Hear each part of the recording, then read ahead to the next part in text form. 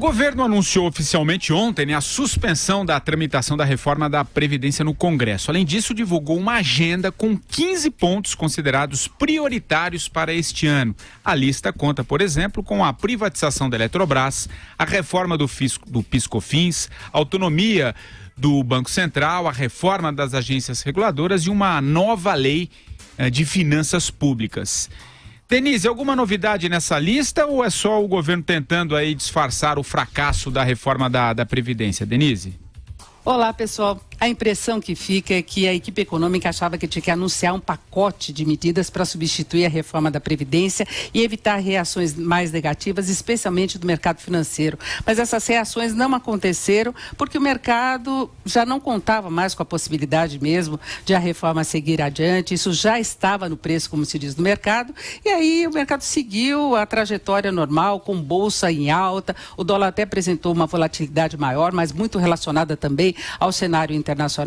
E esse pacote de medidas é uma mistura de muita coisa que já tinha sido anunciada pelo governo. Boa parte das medidas não tem qualquer relação com o ajuste das contas públicas, que é o que seria favorecido pela reforma da Previdência. Se fala de novo em cadastro positivo, em independência do Banco Central, duplicata eletrônica, reformulação de PIS/COFINS. Entre essas medidas todas, talvez a mais importante do ponto de vista das contas públicas seja a privatização da Eletrobras. E essa teve uma repercussão positiva hoje no mercado financeiro. As ações da empresa foram as que mais subiram, exatamente para o mercado conta com essa possibilidade de um reforço do caixa do governo, com uma receita que pode chegar até uns 12 bilhões de reais e faz parte de um processo de diminuição do Estado brasileiro, de busca por maior eficiência. Só que por aí nós sabemos que o governo também pode ter alguma dificuldade, há resistências do Congresso à privatização da Eletrobras, de boa parte da sociedade, ainda com aquele discurso de que é importante que continue nas mãos do governo empresas que operam em setores estratégicos.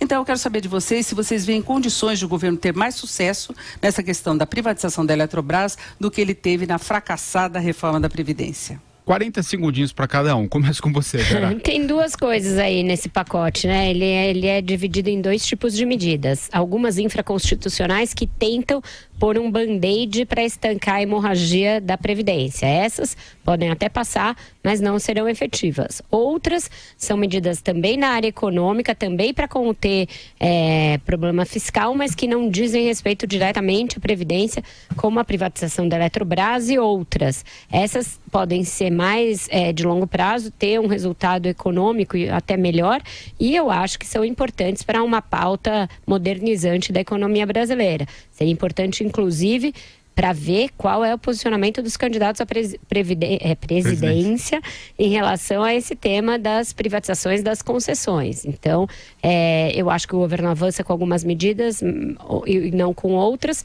mas tem dois tipos de medidas aí para entrar no Congresso em discussão.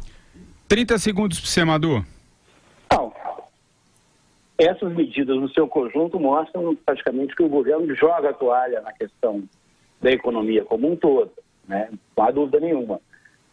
Eu interpreto. Agora, caso se consiga, até o final do mandato, você realmente realizar a privatização da Petrobras, não deixa de ser uma conquista, é um avanço.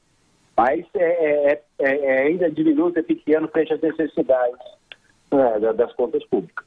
É isso. Carlos Andreasa, você. 10 segundos, né? Tá bom. O erro disso aí, o erro dessa proposta político é vendê-la como uma resposta, uma espécie de substituto ou de plano B à reforma da Previdência.